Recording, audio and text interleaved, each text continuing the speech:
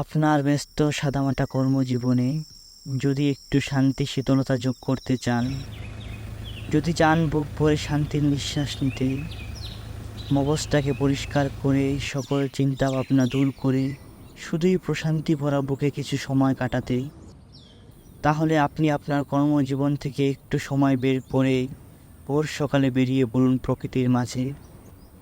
ফজরের নামাজ আদায় করার পর যে সময়টা থাকে পুরোপুরি সকাল হতে, আমি ঠিক সেই সময়টার কথাই বলছি, যখন পুরোপুরি অন্ধকারটা কাটেনি, যখন পূর্ব আকাশে মাথা উঁচু করে দাঁড়াচ্ছে ভোরের সূর্য, ঠিক তখনই প্রকৃতি তার সবচেয়ে সুন্দর নিস্তব্ধ মায়াময় রূপ প্রদর্শন করে, যা যে কোনো মানুষের মন ভোলানোর জন্য যথেষ্ট।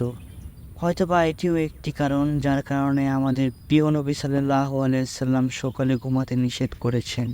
আপনি শুধু ঘর থেকে বের হওয়ার আগে একটু পরিকল্পনা করে নেবেন যে আমি আজ শুধু প্রকৃতিকে শুনব, প্রকৃতির উন্মুক্ত স্বাধীন পশু পাখি কীট পতঙ্গ ওদের বোঝার চেষ্টা করব, ঘাসের ওপর জমে থাকা শিশির কণাগুলোর কথা ভাবব।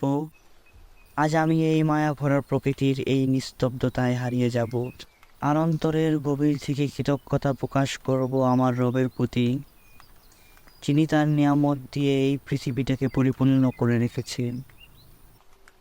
দেখবেন শেষ কবে এমন শান্তির সময় পার করেছেন মনে করতে পারবেন না। তাই বলি, আপনার আশেপাশের প্রকৃতিকে ভালোবাসতে শিখুন।